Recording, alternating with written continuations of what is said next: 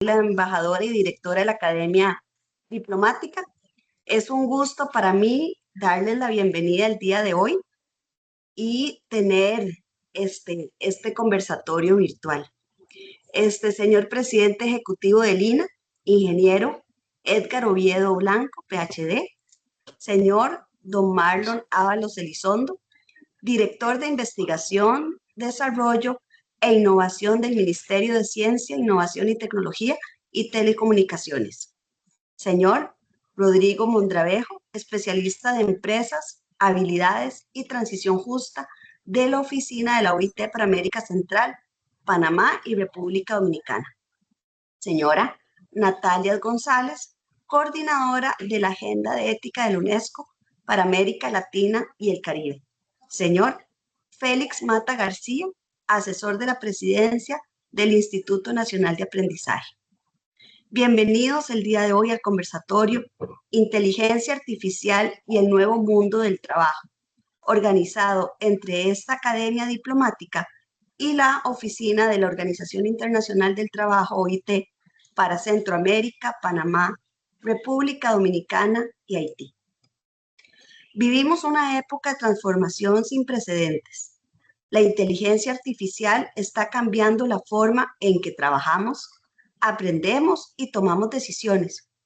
Sin embargo, como lo ha señalado el Papa León XIV en la encíclica Magnificat Humanitas, esta tecnología debe estar siempre al servicio de la dignidad humana, la justicia social y el bien común, nunca al servicio del poder, la exclusión o la guerra.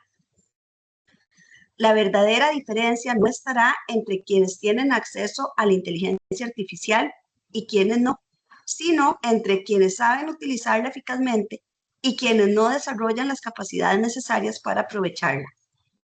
El mundo cambia constantemente y por ello debemos ser flexibles, creativos y estar dispuestos a aprender y adaptarnos de manera continua.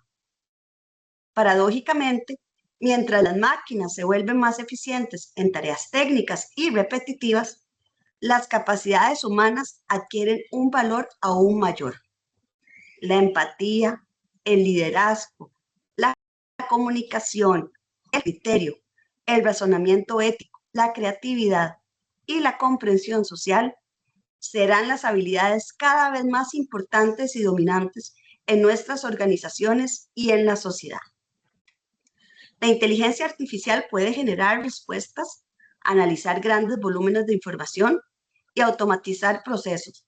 Sin embargo, sigue siendo el ser humano quien comprende los contextos emocionales, sociales y morales en los que se toman las decisiones más importantes. Por eso, el éxito en el futuro dependerá menos de acumular información y más de nuestra capacidad para interpretarla, contextualizarla y aplicarla con sabiduría. La tecnología seguirá avanzando, pero nuestra responsabilidad es asegurar que ese progreso fortalezca a las personas y contribuya a construir una sociedad más humana, más justa y más sostenible. Muchas gracias. Le cedo la palabra al doctor Rodrigo Mondravejo. Muchas gracias. Si me permiten, voy a compartir mi pantalla. ¿Me confirman si la pueden ver? Sí, señor. Muy bien. En principio, permítanme. Ahí. Quería comentarles que hoy tenemos un conversatorio organizado, como bien se comentó, entre la OIT y la Academia Diplomática. Pero antes de esto, un saludo cordial de mi director, Ariel Hasson, director de la Oficina de la OIT para América Central, Panamá y República Dominicana, que no pudo participar, pero yo en su nombre les doy un cordial saludo. Y señalar que este conversatorio fue organizado entre la Academia, la OIT y UNESCO. Y también saludar a todas las autoridades del MICID, INA y por supuesto a todos los participantes de la Academia Diplomática, sus funcionarios a nivel internacional. Este conversatorio va a iniciar con unas presentaciones por mi parte y parte de UNESCO durante unos 30 minutos aproximadamente para después entrar a un panel de discusión. Los temas, evidentemente el tema del mundo del trabajo, la inteligencia artificial, el debate de la ética, cómo las instituciones públicas pueden influir en este tema. Pero antes de esto, pues una pequeña reflexión y permíteme comenzar con una reflexión, por supuesto. Se habla mucho de inteligencia artificial, probablemente más que cualquier otra tecnología en las últimas décadas. Se habla en todas partes, en los medios, en las prensa, en las universidades y en los gobiernos. Y por supuesto también en las organizaciones internacionales. Pero a veces tengo la impresión de que estamos haciendo la conversación equivocada. Hablamos de ChatGPT, hablamos de robots, hablamos de algoritmos, nos presentamos y también nos preguntamos si la inteligencia artificial escribirá mejor informes, realizará diagnósticos médicos más precisos o sustituirá determinadas profesiones. Por supuesto, son preguntas legítimas, pero hoy quisiera invitarlos a formular una pregunta distinta, una pregunta mucho más incómoda. ¿Qué ocurre cuando una economía descubre que puede seguir creciendo sin necesitar la misma cantidad de trabajo humano que necesitaba antes? Porque quizás la verdadera conversación nunca ha sido sobre la inteligencia artificial. Quizás siempre ha sido sobre el trabajo, sobre cómo las sociedades distribuyen las oportunidades que genera ese crecimiento. La inteligencia artificial simplemente nos está obligando a volver a hacernos esas preguntas. Yo creo que ese es el verdadero motivo por el cual estamos hoy aquí. No hablar de tecnología, no solamente para hablar de tecnología, sino para hablar del futuro del trabajo, porque si algo nos enseña la historia económica, es que las grandes transformaciones tecnológicas nunca terminan siendo únicamente tecnológicas. Terminan transformando la economía, las instituciones, la educación, las empresas y finalmente la vida de las personas. Hoy quisiera compartir con ustedes algunas evidencias que nos ayuden a comprender mejor esta transformación, con el propósito de anticipar un futuro inevitable, sino con el propósito de entender cuáles son las decisiones que todavía están en nuestras manos, porque el futuro del trabajo no está escrito, todavía estamos construyendo y lo estamos determinando. Durante más de un siglo, las economías modernas funcionaron sobre un acuerdo implícito. Nunca estuvo escrito, nadie lo firmó, pero todos terminamos creyendo en él. Cuando la economía crecía, el empleo también crecía. Cuando aumentaba la productividad, con el tiempo también mejoraban los salarios. Era un pacto imperfecto. Ese pacto permitió que millones de personas asumieran algo que parecía casi natural, que el progreso tecnológico terminaría generando más prosperidad y finalmente más oportunidades de trabajo. Sin embargo, hoy comenzamos a observar señales de que esta relación está cambiando. No por una crisis financiera, no por una pandemia, no por un conflicto internacional, sino por algo mucho más silencioso. Y quiero subrayar esta palabra que es clave, mucho más silencioso. La inteligencia artificial está modificando la relación entre trabajo humano y creación de valor económico. Pero aquí quisiera hacer una precisión muy importante. No estamos diciendo que el trabajo vaya a desaparecer. La evidencia disponible no sostiene esa afirmación. Lo que sí está cambiando son las tareas que componen muchos empleos. Y cuando cambian las tareas, cambian también las ocupaciones, cambian las habilidades y cambian las políticas públicas que necesitamos. Precisamente por eso, la Organización Internacional del Trabajo ha dedicado los últimos años en estudiar esta transformación. En 2023, la OIT publicó un primer análisis global sobre posibles efectos de la inteligencia artificial generativa en el empleo, señalando una conclusión que rompía con buena parte del debate público. La mayor parte de los empleos no desaparecerán. Lo que cambiará será el contenido de las tareas que realizan las personas. Este estudio marcó un cambio de enfoque, desplazando la atención desde las ocupaciones hacia las tareas que la componen. En 2024, un estudio conjunto nuevamente entre la OIT y el Banco Mundial, centrado en América Latina y el Caribe, profundizó esta idea y mostró que entre el 26 y el 38% del empleo en la región presenta algún grado de exposición a la inteligencia artificial generativa.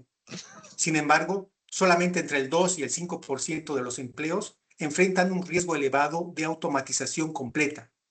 Para la inmensa mayoría, el cambio esperado será la transformación del trabajo, no su desaparición.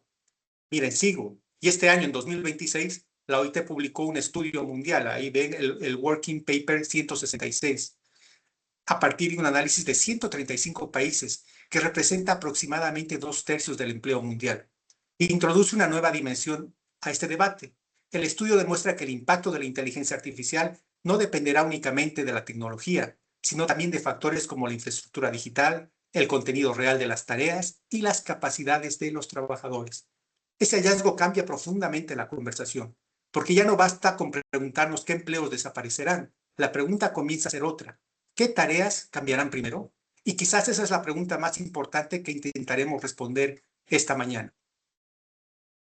Hay algo profundamente desconcertante en esta transformación, y es que la diferencia de otras revoluciones tecnológicas no suele presentarse como una ruptura.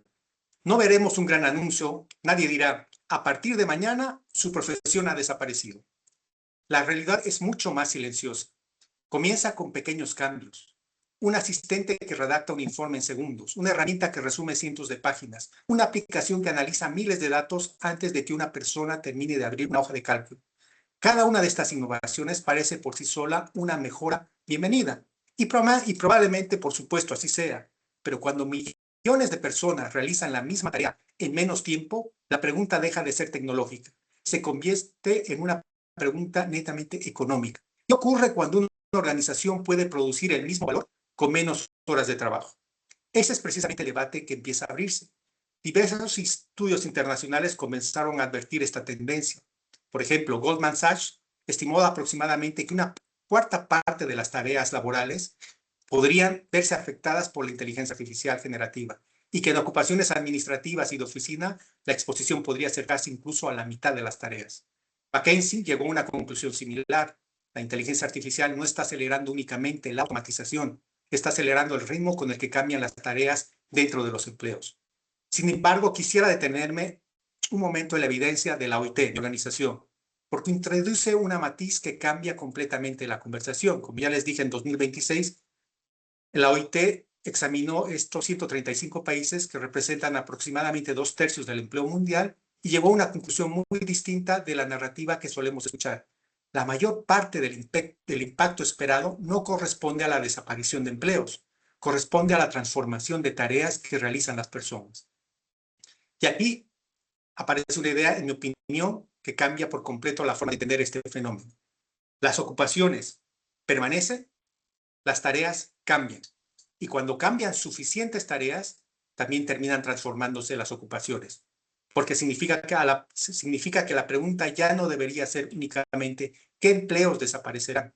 La pregunta correcta es ¿qué tareas dejarán de hacer las personas y cuáles pasarán a tener mayor valor? La OIT además identifica otro hallazgo especialmente relevante para países como los nuestros.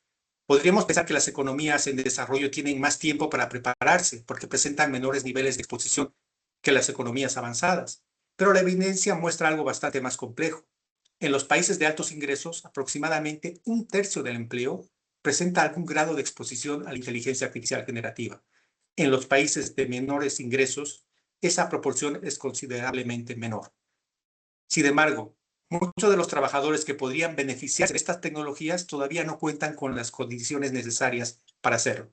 No tienen conectividad suficiente, no disponen de infraestructura digital adecuada o no utilizan esta herramienta en su trabajo cotidiano. En cambio, muchos de los trabajadores cuyas tareas presentan mayor potencial de automatización sí están conectados. Y esa es una gran paradoja extraordinaria. La OIT la resume de una manera muy clara. Las disrupciones podrían llegar antes que los beneficios de productividad.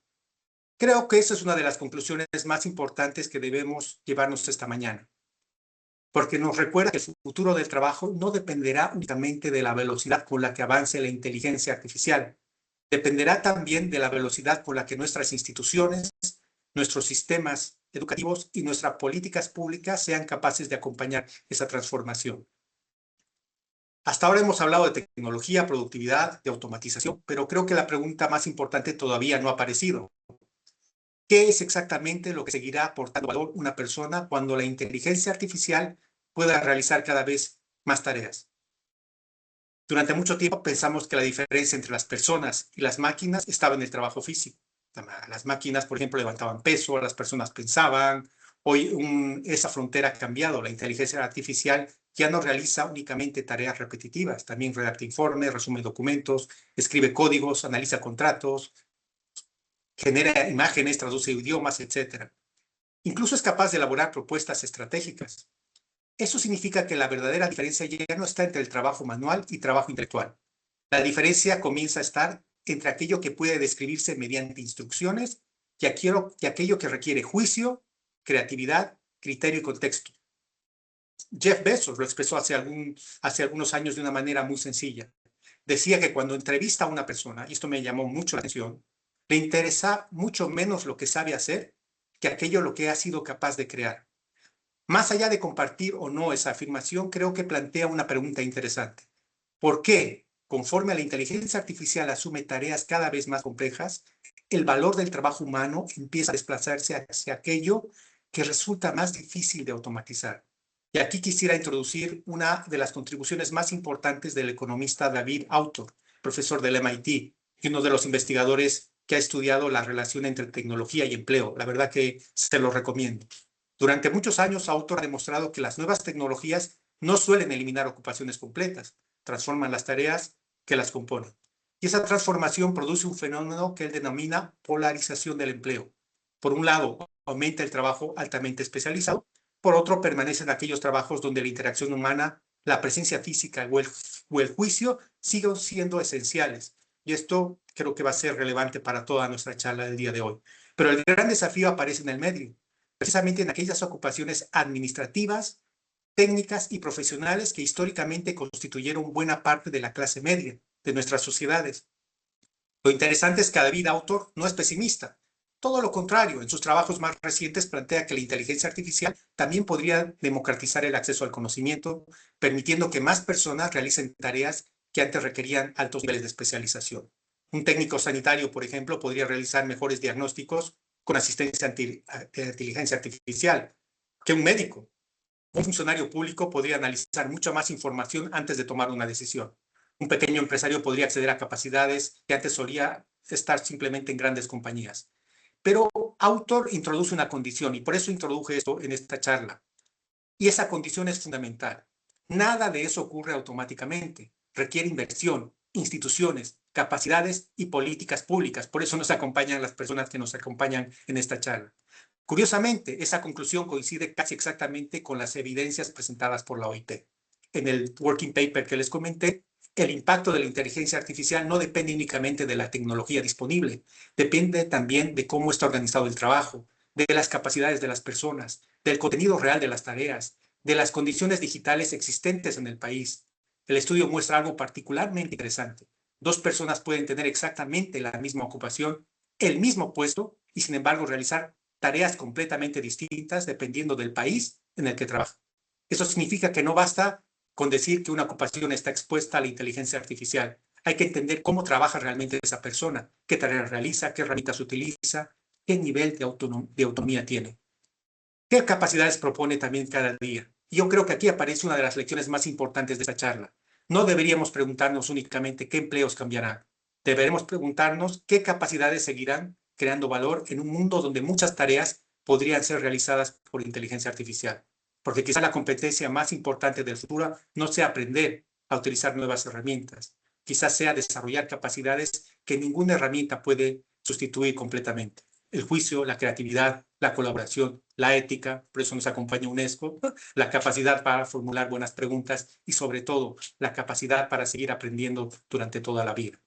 Y finalmente con esto termino, ¿no? Hasta ahora hemos hablado del mundo, permítame hablar de nosotros, ¿no? En Costa Rica, porque es mucho más fácil pensar en la inteligencia artificial en un debate que ocurre en Silicon Valley o en las grandes empresas tecnológicas o en las universidades. Pero la realidad es otra. La inteligencia artificial ya está llegando a nuestras instituciones públicas, a nuestras empresas, a nuestros sistemas educativos y también llegará, si no lo ha hecho ya, a nuestras embajadas, a nuestros consulados y nuestros ministerios por el público objetivo de esta charla. Por eso le pregunto, ya no si Costa Rica utilizará inteligencia artificial, La pregunta es cómo la utilizará. Costa Rica ha construido un desarrollo apostado por el talento humano y el conocimiento. Precisamente por esta conversación resulta especialmente relevante, porque la ventaja competitiva del país nunca ha sido únicamente su ubicación geográfica, ha sido su capital humano. Y cuando una tecnología comienza a transformar el valor del conocimiento, también transforma la forma en que un país construye su competitividad. Aquí quisiera volver a la evidencia de la OIT. El estudio de la OIT y el Banco Mundial para América Latina presenta un nivel importante de exposición a la inteligencia artificial generativa en nuestra región, pero también demuestra algo muy esperanzador. La mayor parte de esa exposición corresponde a transformaciones del trabajo, no automatización completa. Eso significa que todavía tenemos margen para actuar. Todavía podemos decidir cómo preparar a las personas, cómo adaptar nuestros sistemas educativos, cómo fortalecer la formación profesional, cómo actualizar las competencias del servicio público y cómo acompañar a las empresas en esta transición. En otras palabras, todavía podemos influir de manera en que esta transformación ocurrirá, pero hay una condición: no podemos esperar, porque las capacidades tardan años en desarrollarse y la tecnología evoluciona en cuestión de meses. Por eso esta conversación, esta charla, no trata únicamente de inteligencia artificial, trata de habilidades, trata de aprendizaje permanente, trata de innovación y trata también de ética, porque conforme esta herramienta comienza a participar en decisiones que afecten a las personas. Surgen preguntas como que ya no son exclusivamente tecnológicas. ¿Cómo asegurarnos la transparencia? ¿Cómo evitar sesgos? ¿Cómo protegernos y los derechos de las personas? ¿Cómo garantizar que siempre exista una supervisión humana cuando las decisiones tienen consecuencias importantes? Precisamente por eso resulta tan valiosa, y repito, la participación de UNESCO en este conversatorio, porque la conversación sobre inteligencia artificial no puede limitarse a preguntarnos qué puede hacer la tecnología, también debe preguntarse qué debe hacer, y esa diferencia es profundamente humana. Quisiera terminar ya con esto, con la última reflexión, antes de dar paso a la UNESCO y luego al panel. Durante muchos años discutimos cómo preparar a las personas para el mercado laboral. Hoy quizás debemos empezar a formular una pregunta distinta. ¿Cómo prepararnos al mercado laboral para seguir aprovechando el talento de las personas en la era de la inteligencia artificial? Pero sigue dependiendo de una decisión profundamente humana. ¿Cómo definimos utilizarla? Y esa decisión todavía nos pertenece. Muchas gracias.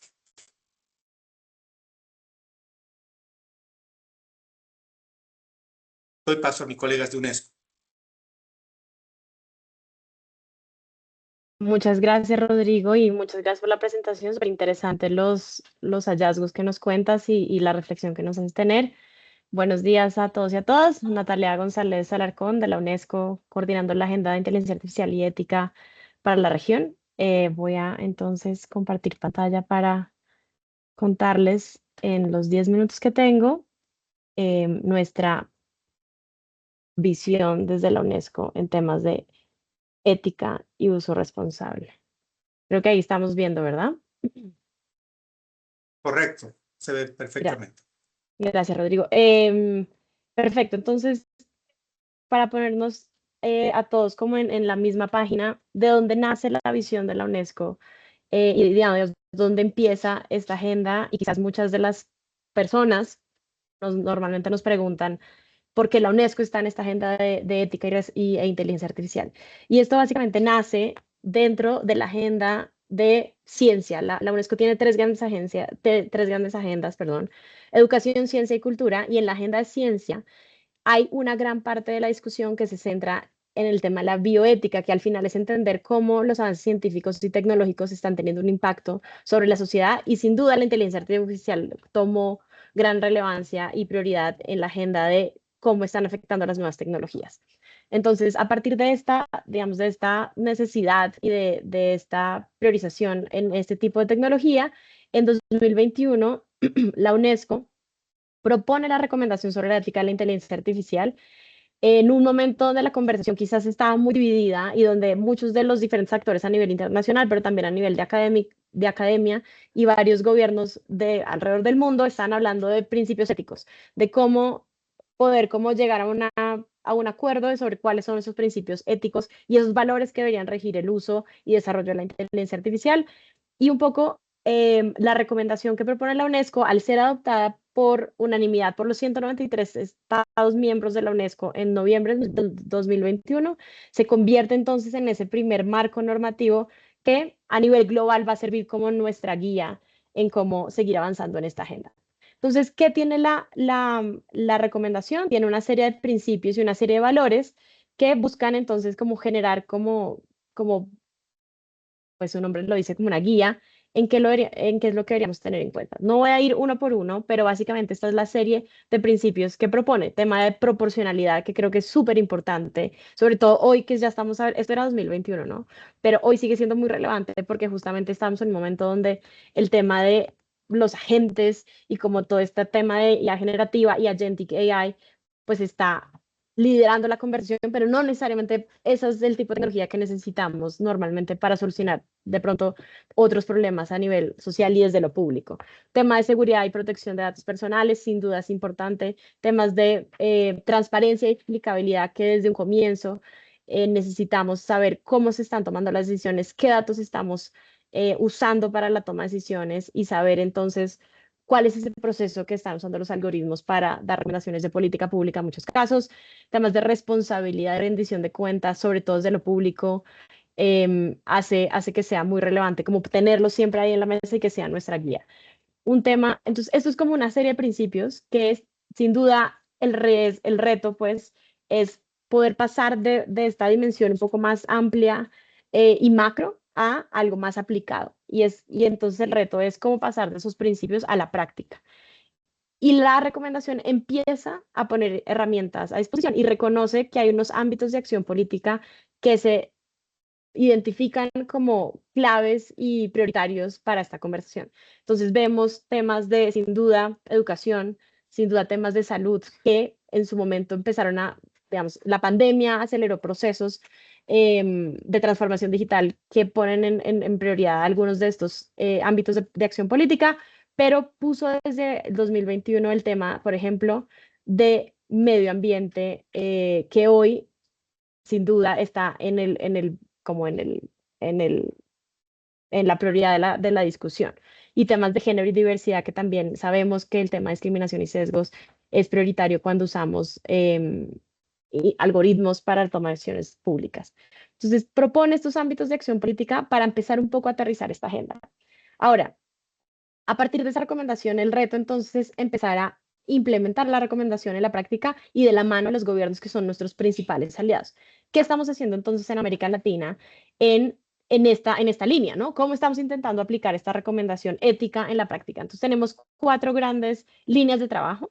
Una, que es esta como implementación de la recomendación a través de herramientas que propuso la recomendación al momento de ser lanzada, que son 2 herramientas, y ahorita me vuelvo la metodología de evaluación de preparación de la UNESCO, que por sus siglas en inglés, que es el Readiness Assessment Methodology, es la RAM, que Costa Rica fue uno de los primeros países en hacer la RAM en el 2023, donde básicamente esa herramienta lo que busca es generar un mapeo, un diagnóstico de cómo está el ecosistema en temas de inteligencia artificial para el uso responsable de esta tecnología. Y la otra metodología es la evaluación de impacto ético, que ya veremos un poco cómo lo estamos pensando. Una segunda línea de trabajo es un tema de capacitación, principalmente enfocada a funcionarios públicos. La tercera línea de trabajo es construir a través de un grupo de trabajo regional donde Costa Rica también ha hecho parte, un espacio no solamente de diálogo político constante, sino un espacio de trabajo técnico alrededor de dimensiones y de temas específicos que los países mismos han solicitado y han priorizado para trabajar como región. Y un tema y una última línea de trabajo que es cómo trabajamos en articulación con otros sectores, no solamente con sector público, sino también con academia, con sector privado, sociedad civil y otro tipo de organizaciones. Entonces, estos son como el resumen de cómo estamos intentando aterrizar esa discusión ética en la práctica. Vuelvo entonces a la primera área política, que son estas dos herramientas que les estaba contando para el tema de la RAM, de esta metodología diagnóstico que lo que hace es ver cómo está a nivel de país el ecosistema y intentar entender de esas 5 dimensiones que propone la metodología RAM, que incluye temas de infraestructura, temas económicos, sociales, culturales, de educación, técnicos, y creo que ya los abarqué todos, ver cómo, de hecho, en procesos participativos podemos encontrar esas necesidades y esas fortalezas también de cada ecosistema para después recomendar, hacer recomendaciones de política pública que lo que esperamos sirvan de insumos para otro tipo de procesos que los gobiernos ya han venido adelantando. En Latinoamérica hemos trabajado con más de 15 países, creo que estamos cerca de los 20 países, incluyendo países del Caribe, y a nivel mundial con más de 70 países en este mismo proceso. Y simplemente un par digamos, de ejemplos de cómo esto ha tenido impacto en procesos de política pública. Chile fue el primer país en el mundo, por ende el primer país en la región, en aplicar la RAM. Y parte de las recomendaciones de política que salieron de ahí era un tema de actualización de la ley marco de ciberseguridad y de aprobar la nueva ley de protección de datos personales, porque digamos, se identificaron con los diferentes actores que era prioridad para poder avanzar en todo lo que proponía la nueva estrategia de inteligencia artificial que se estaba actualizando en ese momento. Y al final, entonces lo que vemos es que la RAM sale en 2023, a finales de 2023, la lanzamos en conjunto con el MinCiencias en Chile y lo que pasa meses después es que en efecto se promulga esas dos actualizaciones y aprobaciones de las leyes que se habían identificado como prioritarias en ese ejercicio, que fue un ejercicio muy participativo y muy multidisciplinario y sectorial. En Uruguay fue un poco igual, también de los primeros países con los que trabajamos, donde parte de lo que al final intentó la RAM o este proceso que hicimos fue impulsar discusiones en el Ejecutivo para acelerar la aprobación de la nueva estrategia de inteligencia artificial, que en efecto meses después entonces fue aprobada. Y eso, digamos, este tipo de dinámicas y de conversiones son las que estamos teniendo con diferentes países. Como les dije, Costa Rica fue uno de los primeros países con los que hicimos la RAM, y de hecho el primero con el que trabajamos en Centroamérica. Y justamente estamos en conversación con el MISIT porque han hecho tantas cosas después de ese momento, han pasado tantas cosas en estos últimos 3 años, sobre todo en materia de inteligencia artificial, que quizás vale la pena volver a retomar el ejercicio y quizás actualizarlo para, si es considerable, oportuno y relevante, apoyar otros procesos que estén teniendo.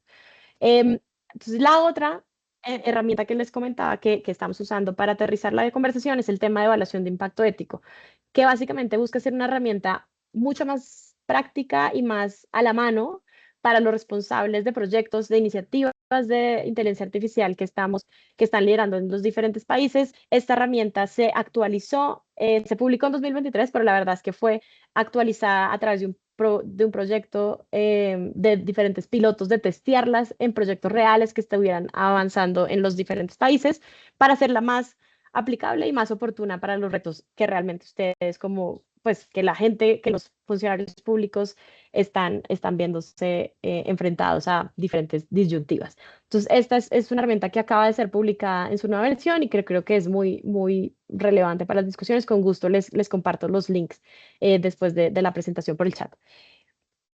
La otra línea de trabajo es el tema de capacitación. Básicamente la UNESCO está adelantando un esfuerzo a nivel global en hacer un curso de fundamentos de inteligencia artificial para servidores públicos. En América Latina hemos hecho dos grandes esfuerzos con dos países que fueron priorizados por un tema de hacia dónde van los recursos, que fueron Colombia y Paraguay.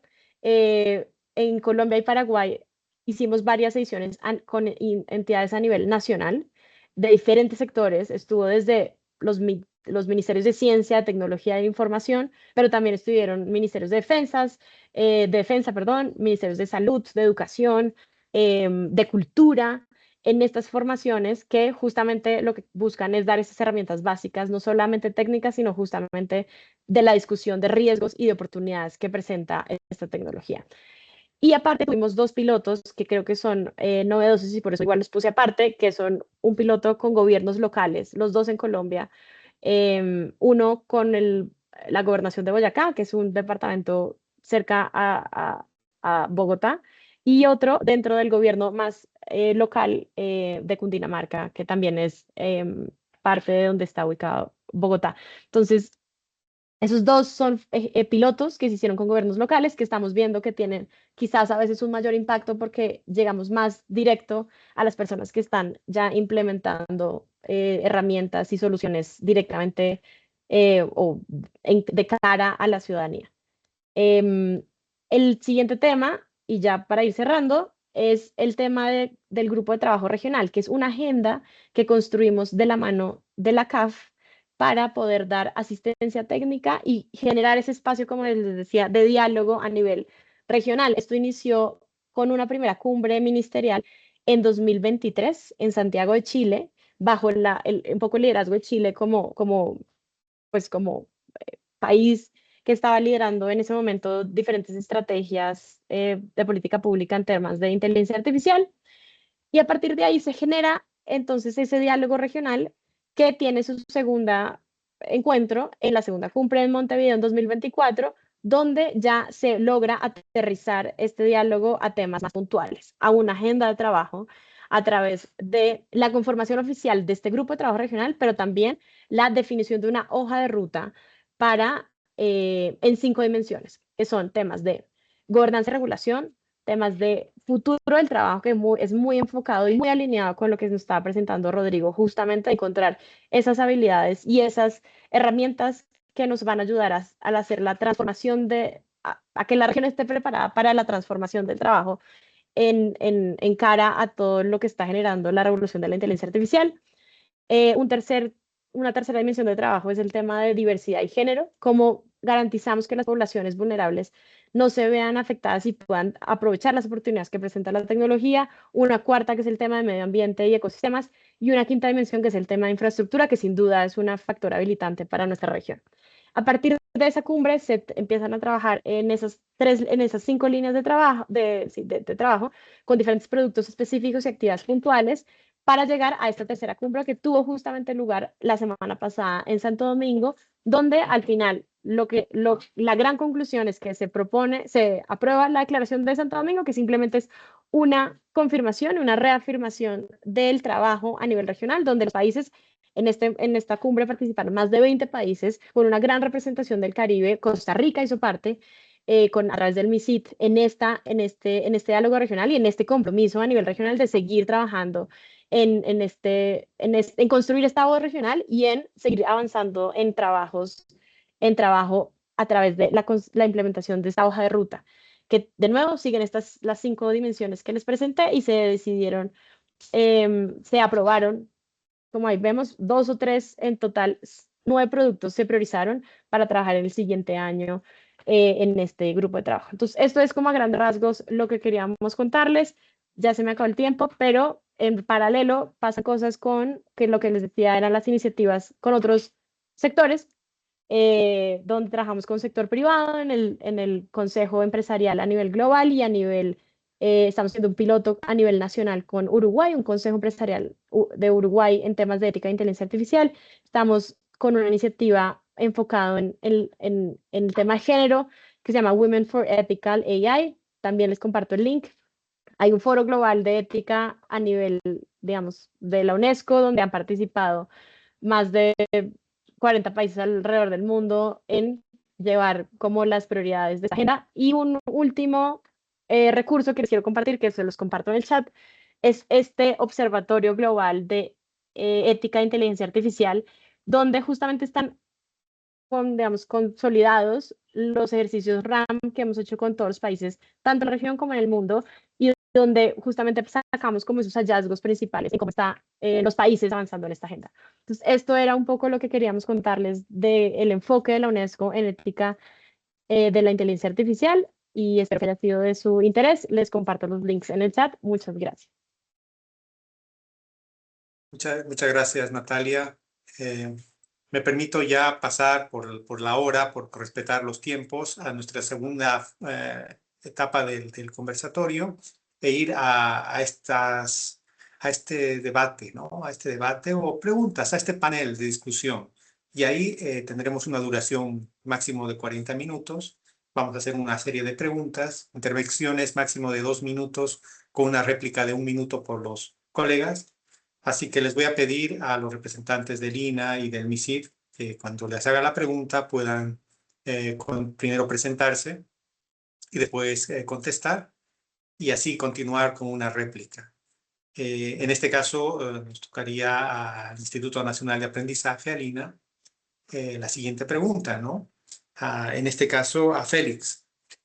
Félix, bueno, ya te presentas cuando empieces a contestar, pero nos gustaría que nos comentes qué transformaciones observan en las capacidades y habilidades requeridas frente a esta automatización de la inteligencia artificial, a estas tareas cognitivas que hemos mencionado.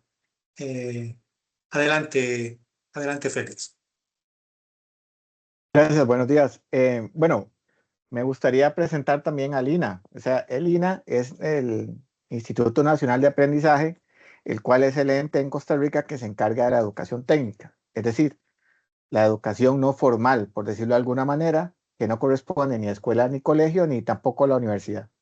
Entonces nosotros tenemos responsabilidad de ejecutar política pública y también crearla y ¿cómo se llama? Y ampliar a todo a nivel nacional la oferta de formación técnica. Entonces, creo que el INA tiene un impacto bastante importante en poder hacer esto a nivel de Costa Rica. ¿Por qué nosotros podemos llegar a toda la población de los 15 años hasta la gente adulta, adulta, adulta? Y a todo tipo de población a nivel nacional. Entonces, me gustó mucho donde Rodrigo mencionó hace unos minutos que se requiere no solamente ver los posibles trabajos que se van a eliminar, sino que el impacto que va a tener la inteligencia artificial en todos los trabajos. Y aquí llama la atención de que esto no es solamente una formación de una habilidad técnica, sino que, aunque parezca un poco paradójico, la inteligencia artificial nos invita a ser más humanos. ¿Qué quiero decir con eso? Que las competencias que siempre hemos tenido que desarrollar como seres humanos, como las relaciones, la comunicación, la ética, como mencionaba Natalia hace un rato, y otro tipo de cosas relacionados a cómo somos como humanos, precisamente va a ser la diferencia en este nuevo mundo que se va a ampliar las habilidades que van a ser aceleradas por inteligencia artificial. Entonces, el conocimiento técnico y el conocimiento matemático o razonamiento técnico o todo ese tipo de cosas, probablemente la inteligencia artificial las va a venir a hacer mejor y más rápido. Y entonces a nosotros como humanos nos toca cambiar nuestro rol y nuestra forma de trabajar, mejorando nuestras competencias humanas y adaptando las competencias técnicas empleando la inteligencia artificial. Eh, entonces, me encantó esa parte que mencionó Rodrigo hace un momento y lo quería complementar con lo citado. Muchas gracias, Félix. Y ahora le toca a nuestro colega del MISIT, Marlon. Le voy a hacer la pregunta y le pido que se presente cuando le toque contestar. En este caso, ¿qué riesgos y oportunidades plantea este proceso para economías como Costa Rica desde esta perspectiva de la transformación digital? Adelante. Bueno, muchas gracias por la invitación. Mi nombre es Marlon Aulos, director de Investigación, Desarrollo e Innovación del MISIT. Hago un paréntesis, Natalia, le tomo la palabra para continuar con el proceso de RAM. Agradezco, bueno, la invitación y organizaciones como UNESCO, es uno de los aliados estratégicos que tenemos ahorita del multilateralismo, por decirlo así, o del organismos internacionales, es uno de los organismos más fuertes y precisamente buscamos crear estas alianzas porque sí hemos identificado que aquellos trabajos que tal vez en algún momento Costa Rica no tuvo en riesgo, como los que eran más de pensar, más de capacidad analítica, hoy con la inteligencia artificial agéntica podría, digamos, estar afectados.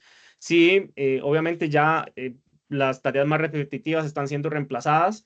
Eso nos lleva a nosotros a que a partir de esta identificación nos hayamos planteado en generar procesos de entrenamiento y de reentrenamiento.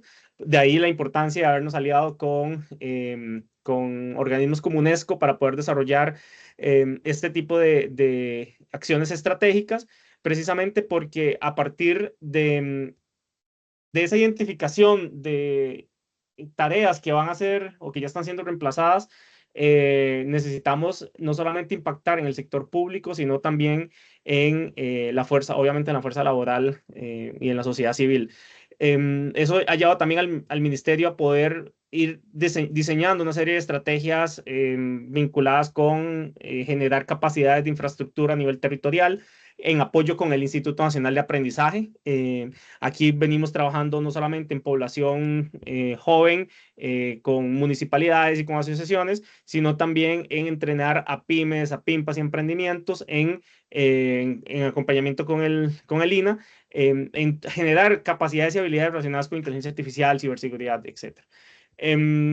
Vemos que también puede haber un tema de desigualdad y brecha. Esto nos lleva a nosotros también a poder diseñar una guía de cómo las instituciones públicas deben atender temas como transparencia algorítmica, el tema de auditorías, transparencia, explicabilidad, etcétera, porque no queremos que con esta tecnología, o sea, vemos una oportunidad muy grande con la inteligencia artificial como para que la usemos mal y que más bien ampliemos la brecha. No solamente en temas de ampliar la brecha de desigualdades, sino también en sesgos, en la asignación de, por ejemplo, nuevos beneficios o servicios a la ciudadanía. Hay, por supuesto, y me llama la atención lo que decía Natalia con respecto a las reformas que tuvo que hacer Chile en cuanto a protección de datos y temas de ciberseguridad. Precisamente esas son las dos iniciativas que está impulsando el MISIT en la Asamblea Legislativa antes de una ley relacionada con inteligencia artificial. El MISIT ha tenido la posición de que no está de acuerdo en que se promuevan leyes relacionadas con inteligencia artificial sin antes no haber pasado, reformado la ley de protección de datos personales y haber pasado a una ley de ciberseguridad. Entonces, hay una serie de riesgos, sí, identificados, pero más nos hemos ocupado en poder ir generando acciones estratégicas que respondan de manera prospectiva a esos riesgos. Muchas gracias, Marlon. Y ahí aprovecho para hacerle la pregunta que se vincula muy bien a su respuesta.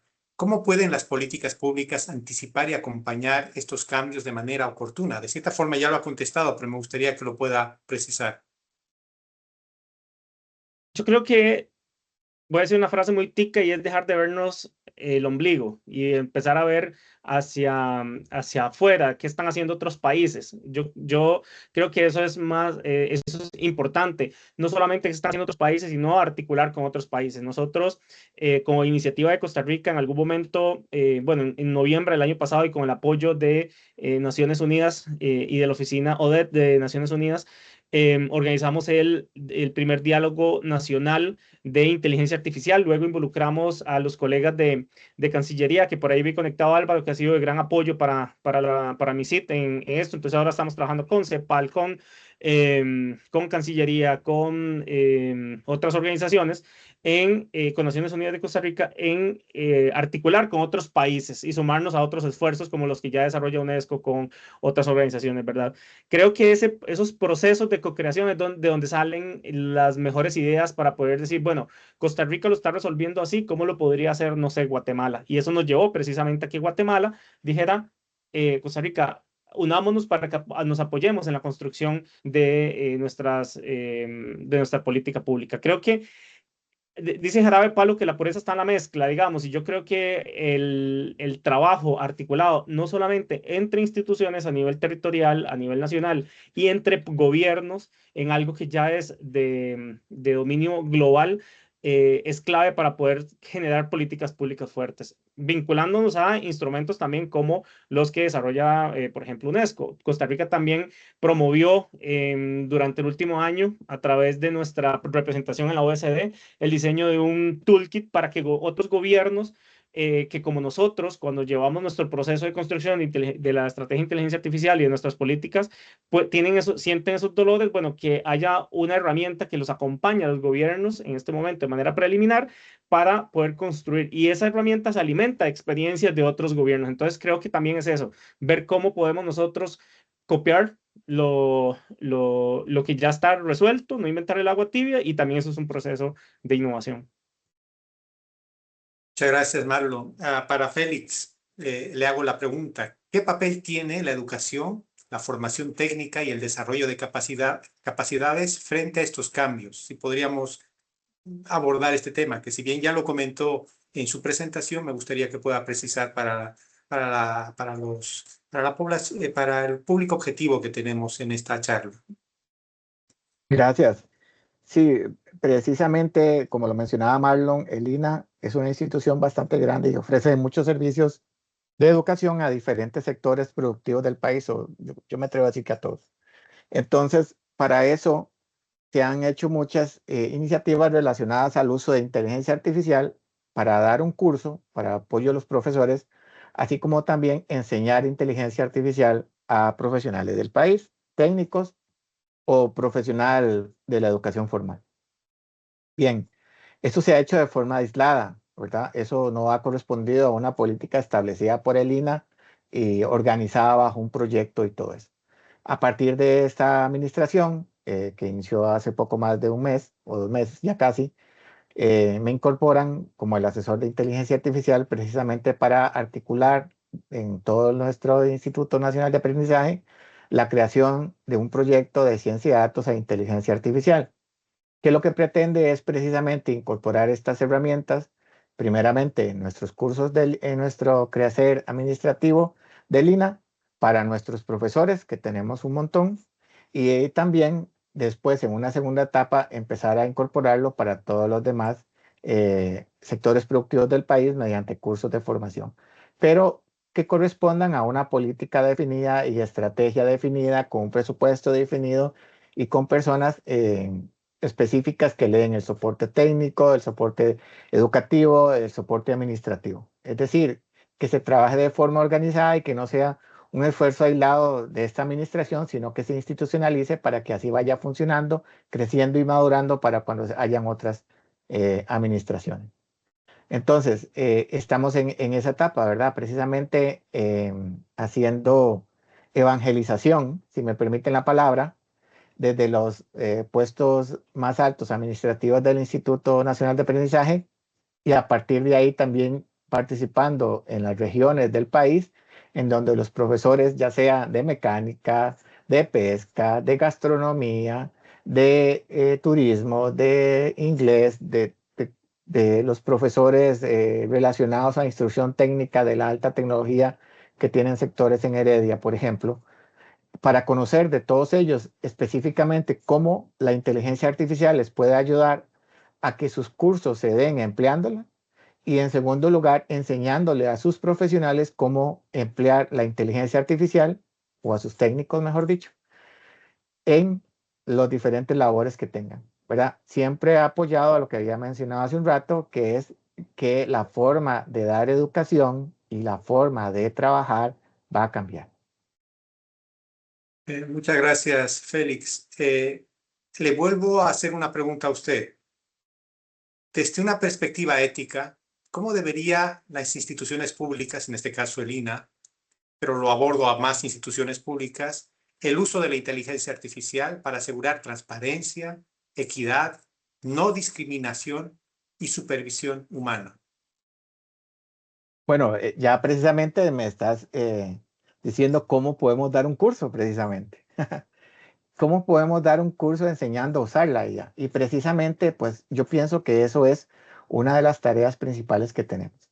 ¿Cómo podemos utilizar la inteligencia artificial y la ciencia de datos de forma lo más objetiva posible para tratar de gestionar bien los sesgos que podría presentar la información de la realidad? Y a veces las personas piensan que el sesgo es algo negativo. No, la inteligencia artificial y la ciencia de datos nos da los números de lo que realmente el humano ha hecho.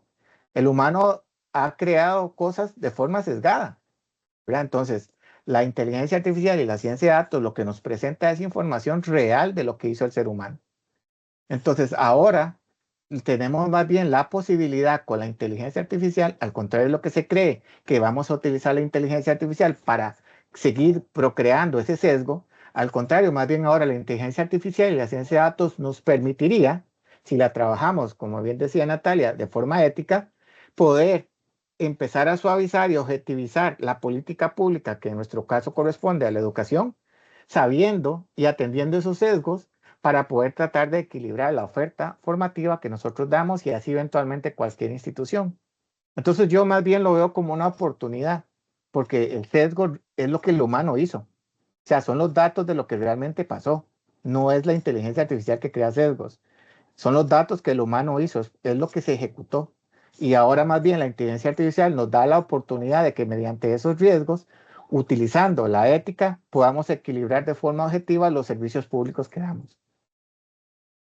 Gracias, Félix. Y ahí a Marlon la pregunta, que es la misma, ¿no? Desde esta perspectiva ética, que ya lo comentó en anteriores intervenciones, ¿cómo deberían las instituciones públicas abordar el uso de la inteligencia artificial para asegurar esta transparencia, equidad, no discriminación y supervisión humana? A mí me llamó, antes de conteste, la atención de este intercambio entre pares, entre países, para la co-creación entre diferentes instituciones, incluso de diferentes países en esta temática. Pero me gustaría preguntarle cómo deberían las instituciones públicas abordar el uso de la inteligencia artificial con esta perspectiva de ética.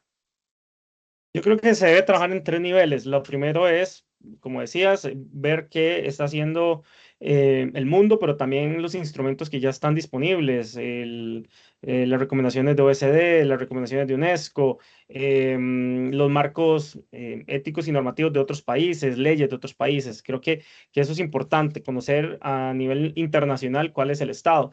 Lo segundo es que cada país diseñe su propio modelo de inteligencia, de política pública de inteligencia artificial y defina ahí cuáles van a ser su enfoque.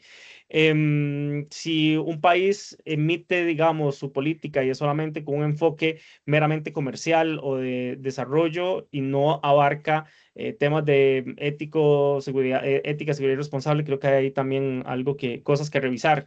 Lo otro es que ese país, en este caso, como lo estamos haciendo en Costa Rica, diseñando una guía de diseño de políticas institucionales para que cada institución y lo implemente. Y también aquí está el rol del Ministerio Rector, en este caso el MISIT, para poder emitir, digamos, línea a las demás instituciones bueno, usted tiene que contar con su política institucional y esa política institucional tiene que considerar aspectos de supervisión humana, tiene que considerar aspectos de trazabilidad, de transparencia, de explicabilidad, etc. Y creo que el tercer nivel es poder llevar este enfoque hacia la población, ya sea funcionarios y funcionarias públicas, como la sociedad. En este caso, MISIT ya, por ejemplo, para ponerlo en números claros, nos apoyamos en UNESCO y este curso que tienen en conjunto con la Universidad de Oxford y más de 2.500 funcionarios públicos ya lo están llevando. Pero, por ejemplo, MISIT lo que dijo es, al menos para el instituto, perdón, para el ministerio, este curso va a ser de atención obligatoria para cada uno de los funcionarios. Y creo que cada institución, cada jerarca debe tomar también ese tipo de iniciativas.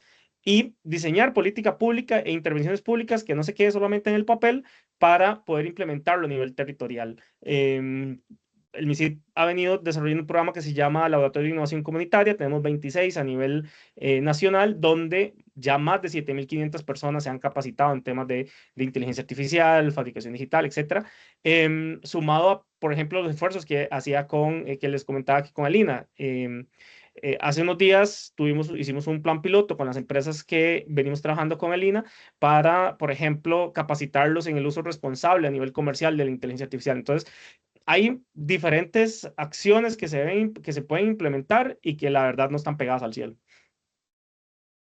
Gracias, Marlon. Como tenemos un poquito más de tiempo, me gustaría hacer una pregunta a Félix y a ti después, Marlon, sobre esta tesis que planteé en mi presentación a un inicio. ¿Cómo que ustedes creen que en Costa Rica está cambiando esta relación entre crecimiento económico, productividad y empleo en el contexto de la inteligencia artificial? ¿Ya lo estamos viendo en el país? Me gustaría saber sus opiniones desde la perspectiva de sus instituciones y, por supuesto, desde su experiencia profesional. Adelante, Félix.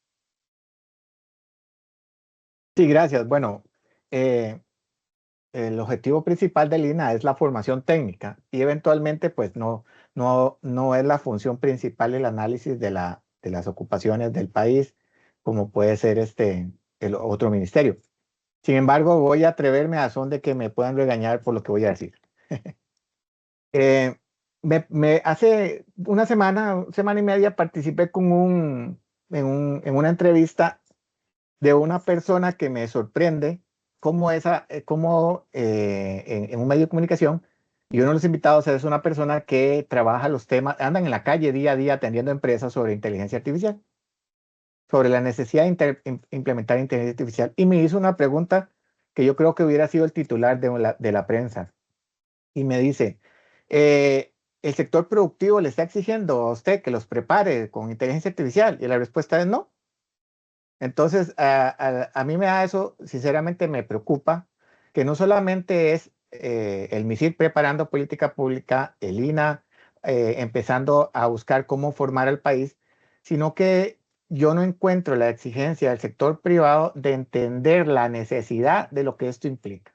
Bueno, tal vez Rodrigo, que trabaja en la OIT, pues podría suavizar mi posición, ¿verdad? Entonces, creo que además el sector productivo como tal no se ha dado cuenta del posible impacto que esto va a tener a nivel mundial o que ya está teniendo a nivel mundial, ¿verdad? La mejor referencia que tengo es los Estados Unidos, porque nosotros en Costa Rica pues manejamos mucha tecnología que se usa en Estados Unidos. Usted lo ve, estudiantes recién graduados de la universidad que abuchean a profesionales de la inteligencia artificial, de los más grandes a nivel mundial.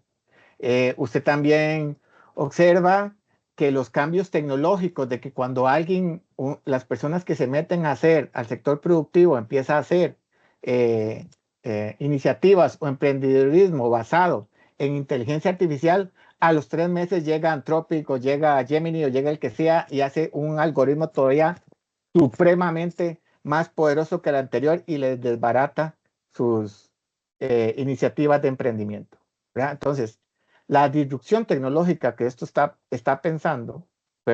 planteando y que está sucediendo y que más fuerte está empezando a partir del 2025, cuando las empresas mundiales empezaron a implementar más la inteligencia artificial agéntica, ha creado un aceleramiento tan enorme de lo que está planteando eventualmente las necesidades del mercado a nivel mundial, que digo, a razón de que alguien me vaya a regañar, pues, supongo, el sector productivo ni siquiera las está analizando, ¿verdad? Entonces, ese mismo señor me decía que cuando él visita las empresas para poder hacer evangelización de IA, ¿verdad? Los altos directivos y todo eso lo que hacen es empezar a sonreír con los gráficos y manipulaciones que le hacen a las imágenes, ¿verdad? Entonces aparece la carita del presidente manejando un carro de Fórmula 1 y cosas así, ¿verdad? O sea, digamos que ese es el impacto que él ha leído de cuando tiene este tipo de cosas.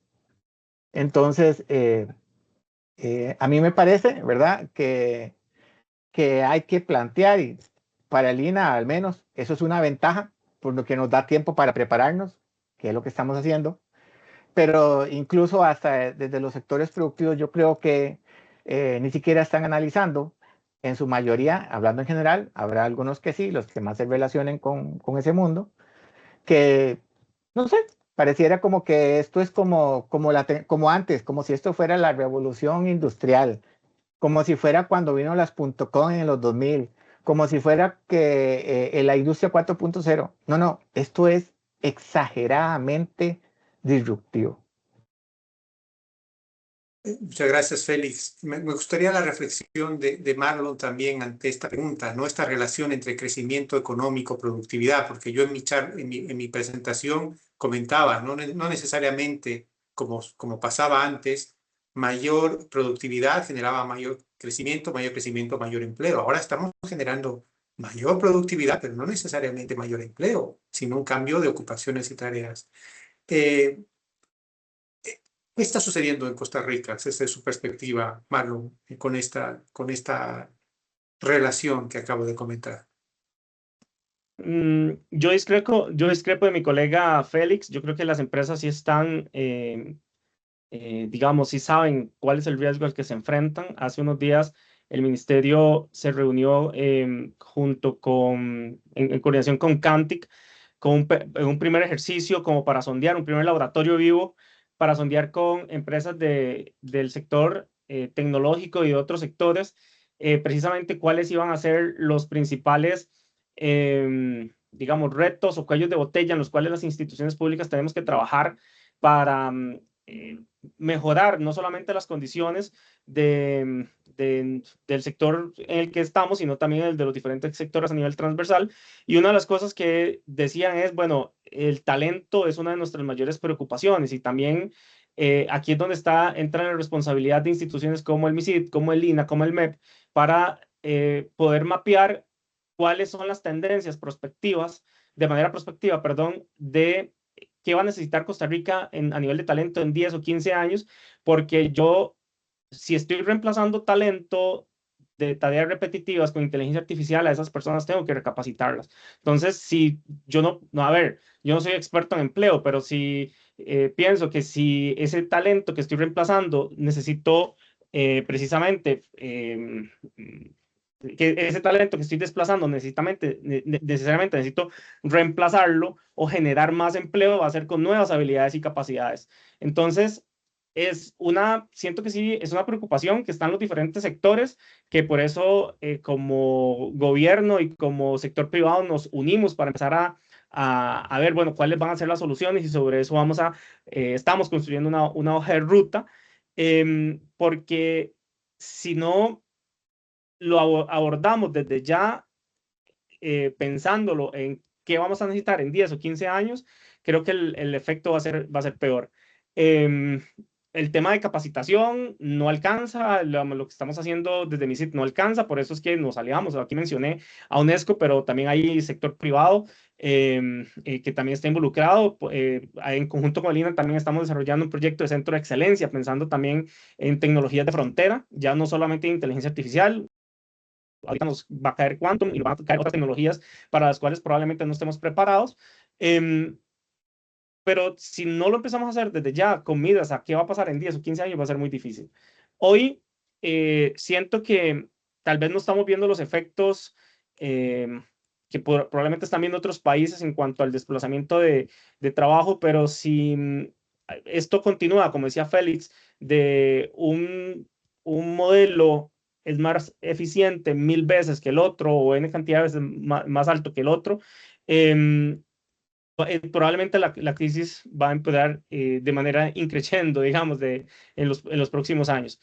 Otro aspecto que para mí, bueno, es importante es también cuál es la capacidad a nivel de infraestructura que tiene el país para poder soportar todo el despliegue tecnológico que se necesita o todo el despliegue tecnológico que se quiera hacer, ¿verdad? No es simplemente que yo instalo una supercomputadora y ya. Tengo el talento, ¿verdad? Para administrar esa supercomputadora, tengo el talento para poder diseñar servicios que puedan consumir los datos o que me puedan aportar datos para ser analizados en esa supercomputadora, por poner un ejemplo de una supercomputadora, pero esto también nos lleva a pensar, bueno, cómo yo integro en la cadena de valor del agro, en la cadena de valor de otras actividades que tal vez son menos tecnificadas a la tecnología, precisamente pensando en que esas cadenas de valor en un futuro vamos a tener países que ya van a estar más tecnificados y que por un tema de ventaja nos van a de esa tecnificación nos van a llevar mayor ventaja en el mercado y que eso probablemente también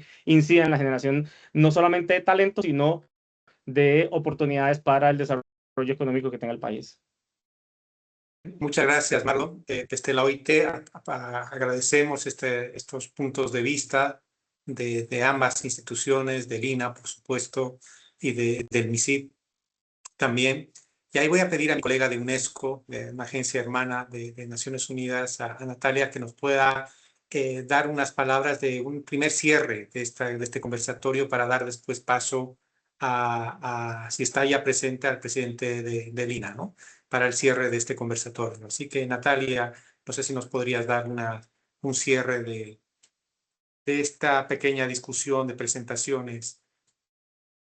Gracias, Rodrigo, y muchas gracias tanto a Marlon como a Félix por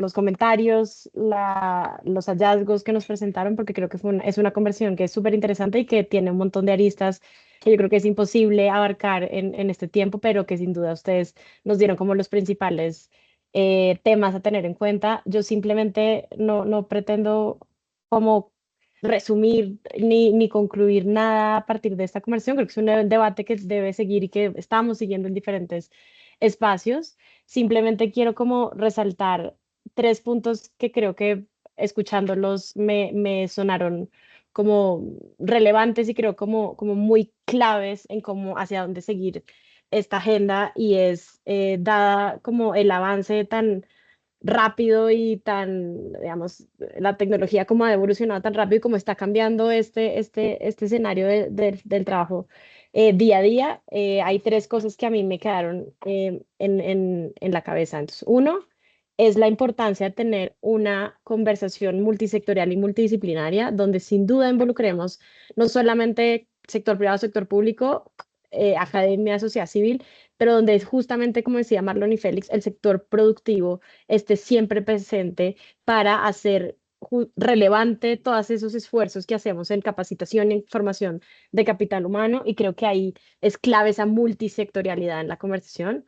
Dos, un tema de coordinación al final regional e internacional, donde justamente creo que Costa Rica hace un gran trabajo en llevar el liderazgo de diferentes discusiones con diferentes organismos a nivel internacional, pero donde también está bueno ese intercambio regional con países, no solamente del, como lo que llamamos el norte global, sino a nivel regional para poder aprender de las lecciones aprendidas, de las cosas que ya están funcionando en otros países y aprovechar esos espacios de diálogo y estos espacios de diálogo justamente que tenemos para poder intercambiar esas cosas que ya nos están funcionando y que podríamos replicar. Y una última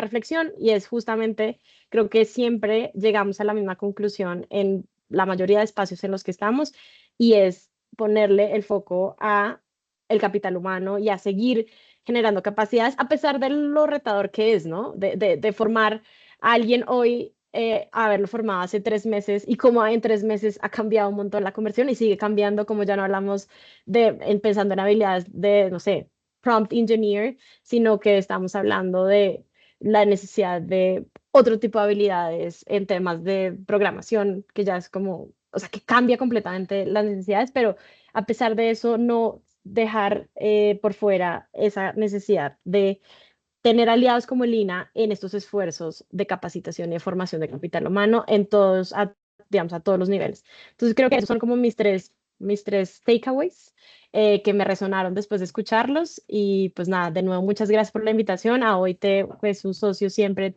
relevante en esta discusión y en otras más que tenemos desde la UNESCO. Muchas gracias. Muchas gracias, Natalia. Y ahora, pues un saludo al presidente ejecutivo Edgar Oviedo, que ya nos acompaña en esta charla.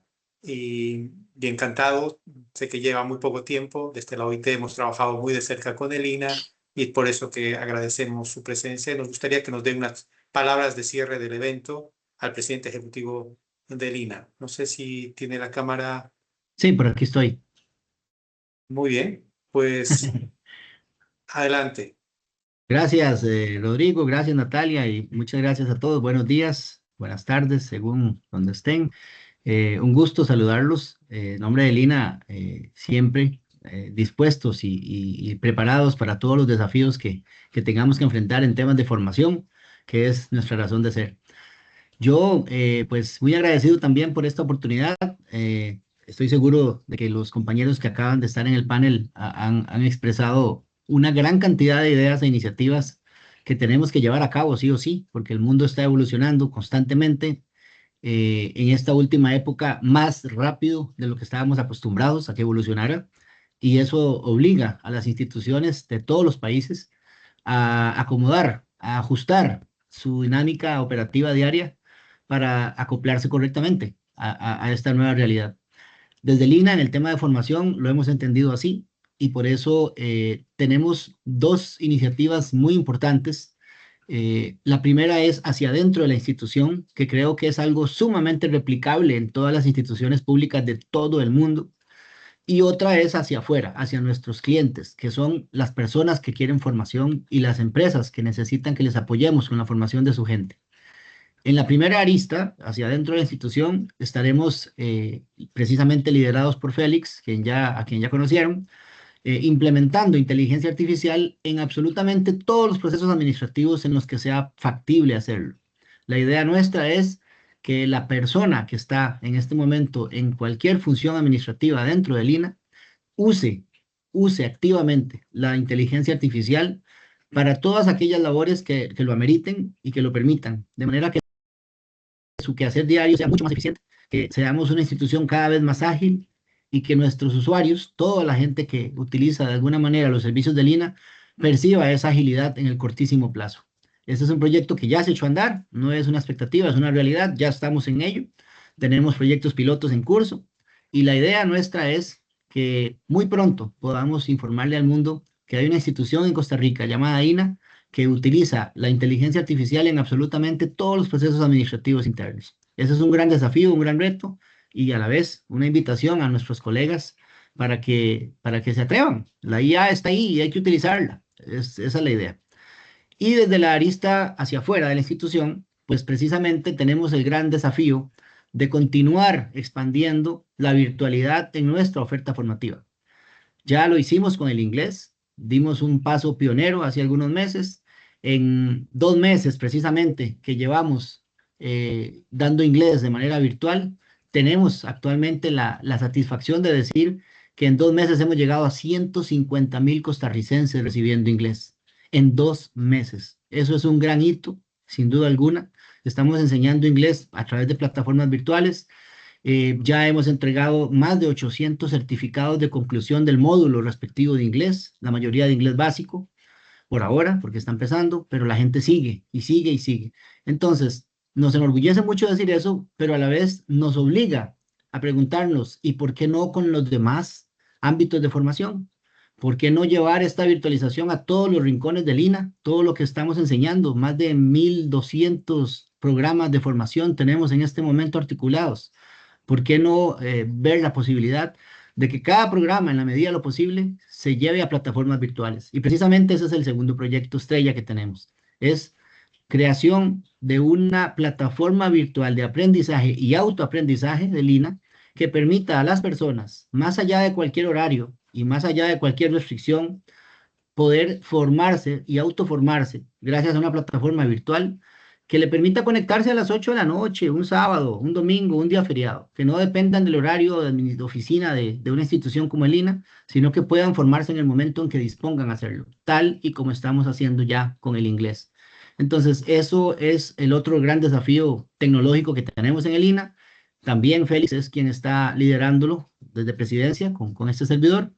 Es nuestro proyecto estrella, como les digo, y hacia eso vamos. Entonces, espero muy pronto, y estoy seguro que sí será, poder contarles buenas y nuevas noticias al respecto de ambas iniciativas, pero de parte de nosotros, invitar a todas las instituciones a que, gracias a temas como estos tan bonitos que hoy están en mesa de conversación, nos atrevamos a evolucionar. Las instituciones estamos con esa gran obligación de modernizarnos. Tenemos que hacer lo que sea necesario, lo que esté a nuestro alcance, para ser cada día más ágiles y más eficientes. Y la tecnología está para ayudarnos en eso.